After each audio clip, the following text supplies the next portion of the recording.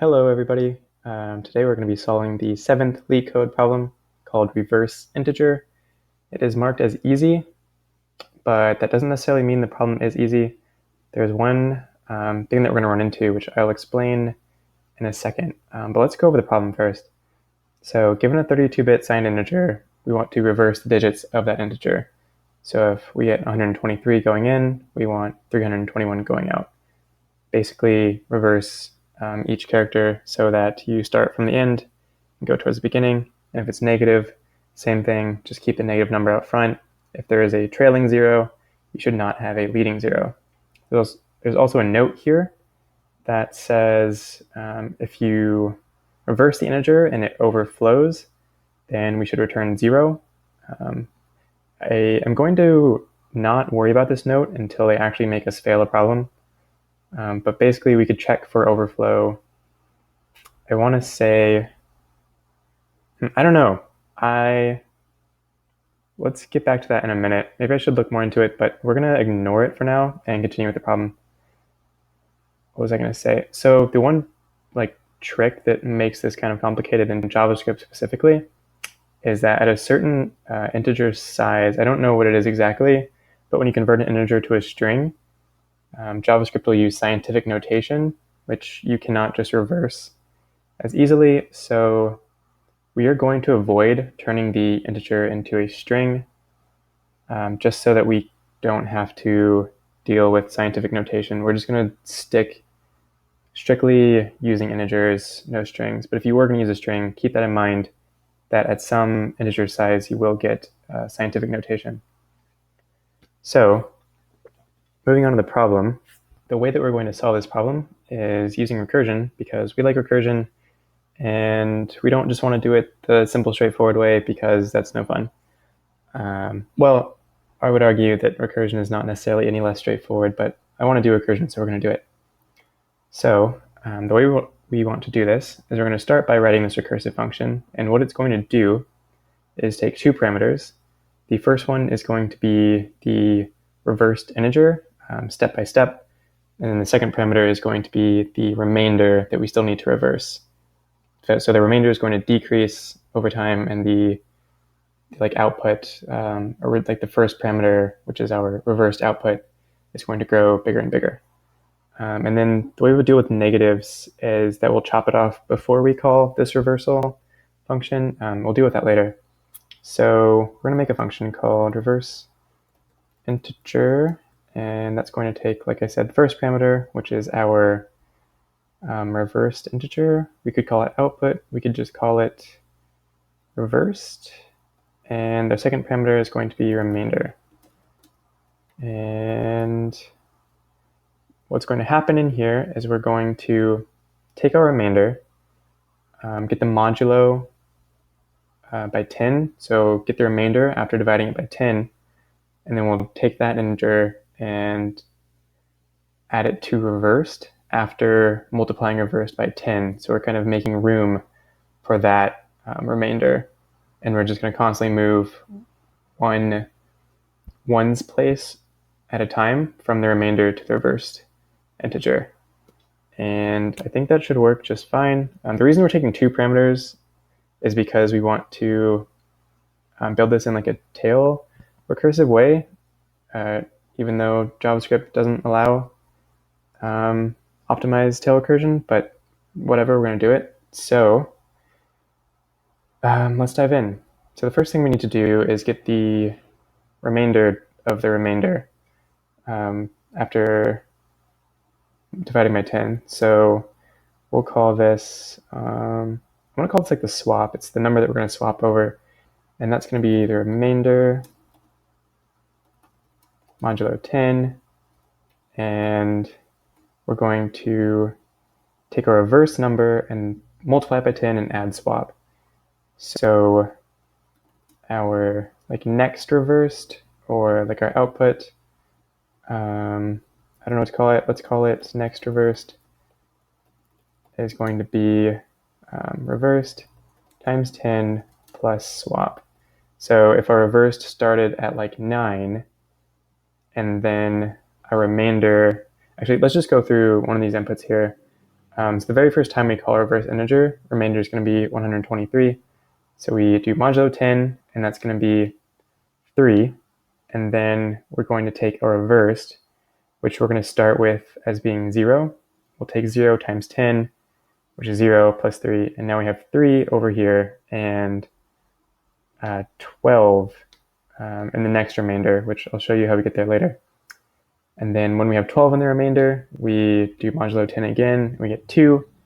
And then we take our reversed, which was 3, times 10, add 2, and you have 32. And the remainder that we pass to the reverse integer the last time is going to be, I believe it's just 1. And then that will be added to our reversed output, and then we'll stop because we reached the end. So let's show that as well. So we have our next reverse, but now we need our next remainder, and that's going to be the current remainder divided by 10, and we want to, I believe, floor it, math.floor, whoops, so that we get, so for example, 123 divided by 10 would be 12.3, but we just want 12, so we want to floor it. And then we just recurse. So reverse integer with next reversed and next remainder, which is all fine and dandy. But now we need to handle the base case. So when do we stop? And I would suggest that if we go through this, we start with 123, we divide by 10 and floor it, then we get 12, divide by 10 and floor that, and we get 12 divided by 10 is 1.2, floor that, you get 1, and then divide that by 10, or modulo 10, which would be 1. 1 divided by 10 is going to be 0.1. And then we don't want to continue after that. And so our base case is going to be when our remainder is less than 1, strictly less than 1. So if our remainder is less than 1, we want to return reversed, because by the time we got here, we know that our reversed has all the characters in it. It's been fully reversed. So now we have a reverse integer function, and we're not dealing with negatives yet, and we haven't taken care of this note, but I'm going to leave the note, like I said, and make them force us to change something. So we want to handle negatives, and the way that we're going to do that is, I guess we could just set a Boolean. So let's start with that. We'll say is negative. It's going to be if the x that were passed in is less than 0. Great. And then we're going to get our reversed number, which is going to be reverse integer with 0 and x. And we also want to make sure x is positive at this point. Does it actually matter? I'm not sure it really matters. I would have to think about it, and thinking in these videos is hard. So we're going to do the absolute value of, not remainder, of x. So that will make sure that it's positive being passed in, and then we have a reverse number, and we know whether or not it should be negative, and then we're going to return, if it is negative, we want to say -1 times reversed, otherwise reversed. And I want to say this is going to work, but who knows?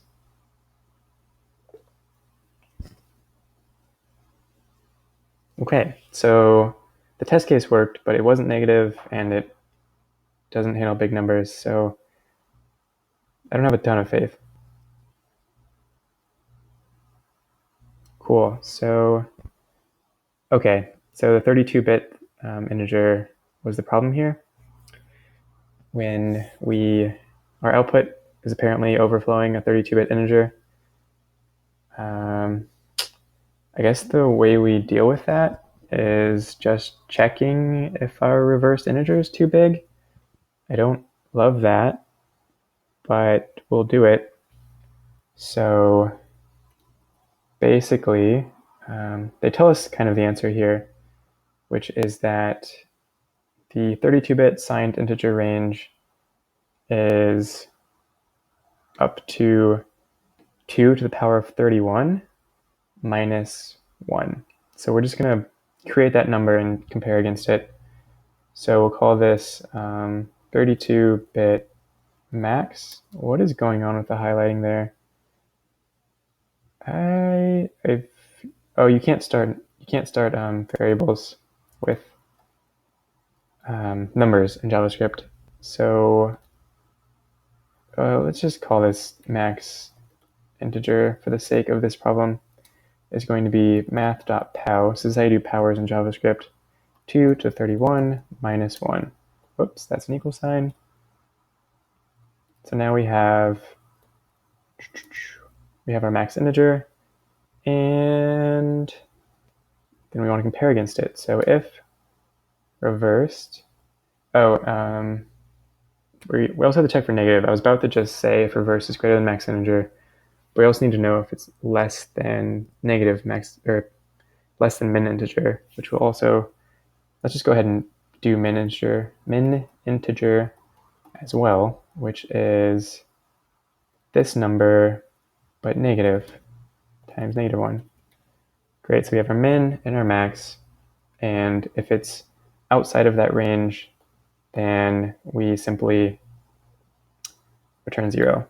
So let's actually get our output. So our answer is going to be, you know what, let's just use this because we already have it. Our answer is the output that we were going to actually return before, and then now we check if this answer is inside or outside the range provided, excuse me, and then we'll return either 0 or the answer. So if answer is less than min integer, return 0. If answer is greater than max integer, return 0. Otherwise, return answer. I realize I made a typo. Okay, let's run the test case just to be sure we didn't mess anything up. And then we'll submit. Cool. So that worked. That's good to see. And okay, runtime was a little better than average, surprisingly. So with memory usage, I think our memory usage is probably so good because we didn't convert to a string ever.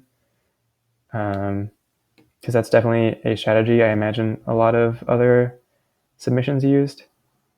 But I avoided it, like I said, because I didn't want to deal with scientific notation. What else do I want to say about this? The reason that we're not even faster is because we're doing recursion, and recursion in JavaScript is a little bit more intensive than just doing like an iterative loop.